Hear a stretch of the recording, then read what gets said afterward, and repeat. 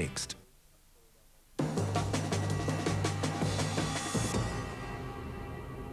Well, 6 weeks until polling day, and tonight we begin what will become a regular feature during the campaign. With me, ex-MP, acid-tongued writer of the demon profession, Michael Laws.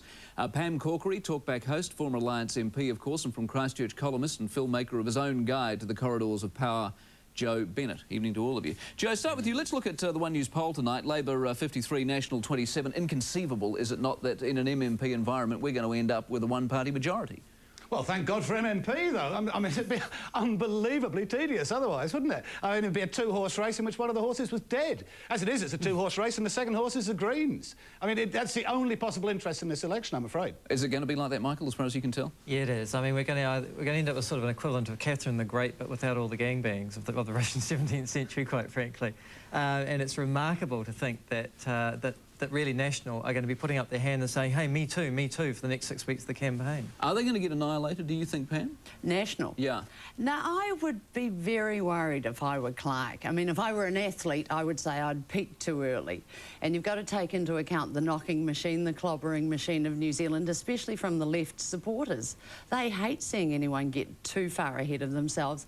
And English has got an underdog quality, especially among women. I don't know if they want to vote for them yet, but they want to breastfeed them. You know, you sort of want to go nigger, nigger, nigger. You're trying. So I think 6 weeks out, you see, I'm not bored by elections. I think the next 6 weeks will be wildly exciting. This is too frightening. But we do need something, so we do need a race, don't we? I mean, we need a race. We're desperate for a race. There's no way even, you know, Major Acid Head isn't going to say, you know, that English is going to bolt in. However, it is going to get a lot closer, or Clark wouldn't have called the snap election. From your point of view, Joe, what does English need to do? I mean, the thing about this poll, it was taken during the boxing match, it was taken during the teachers' strike, no dent, didn't make a dent at all.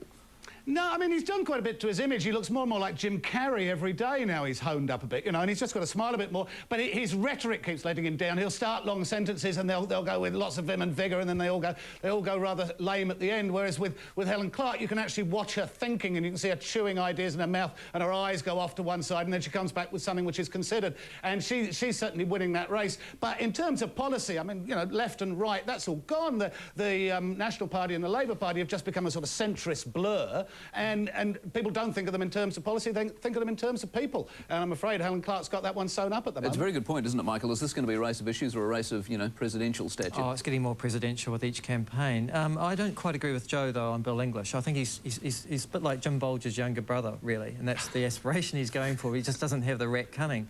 And he won't develop it either. But I also agree with Pam. I mean, watch as he starts to get 50-50 media coverage, he will start to rise in the polls. And then I think Labour will get a bit scared, and they'll try and scare the Nats by saying, hey, listen, if you don't give us a full majority, we're going to have to form a coalition with the Greens. Can Labour, in your view, be dented, and if so, how? Yes, they can, by concentrating on the issues, and if they play the issues. But the problem that you've got to get through is Clark scaring the punters by suggesting, I mean, this is an incredible election. She's appealing to national voters to vote Labour so the Greens can't get in. I mean, wow, what an election. As far as the Greens... It's going to happen. It's going to happen. I mean, the Greens are deeply unpopular everywhere where the countryside is green, really. And so there's an awful lot of farmers out there in the back blocks of Canterbury around here who I think are planning to hold their nose and, you know, vote for the devil they know rather than the devil with dreadlocks. But if you look at it... See, I disagree. Really? I think it's too tribal. That would be like me voting ACT. You know, so maybe I were to make that... You voted ACT last time. that leap. But I would physically find it difficult in the polling booth to vote ACT. And I think Tories, and I know a couple, even though they're not that happy with English and the Tory lineup at the moment, they still physically on that day will not be able to vote Labour. And this poll tonight, and if Clark keeps having these run of polls, will actually galvanise Tories to vote Tory. What we do know from tonight's poll is the Greens are at 9%. They could be the story of the election. Yep. Well, they could be. No story straight to bed. I think as it becomes more examined, their very ludicrous stance on GE, that will pull back a little. I think they'll get over 5%. I don't see why Clark is worried by them.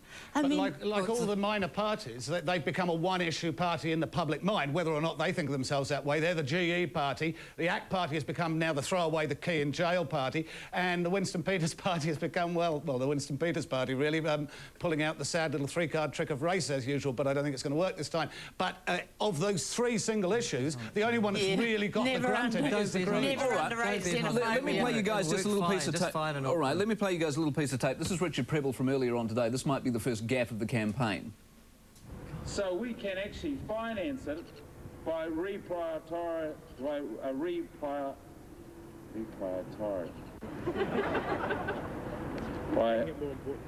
Make it more important. So we'll take the mickey out of many more people for the end of the campaign, but it's all an image, isn't it, Michael? It's how you sell yourself from day one. Yeah, it is. And I think every time Richard Prebble speaks, there's a gaffe. So, I mean, that was just sort of axiomatic today. But really, the campaign will be irrelevant, seriously irrelevant. Most people won't actually take much notice of it at all. They will actually think about the issues over the next weeks, and it doesn't matter how many gaffes on the campaign, whether Billings just flyers open a particular announcement or Helen Clark just swats away a press agent. It won't make much difference to how people vote. All right, guys, appreciate it. We'll have you back before the end of all this. Michael Laws, Pam Corkery, and Joe Bennett, thank you for your time as well.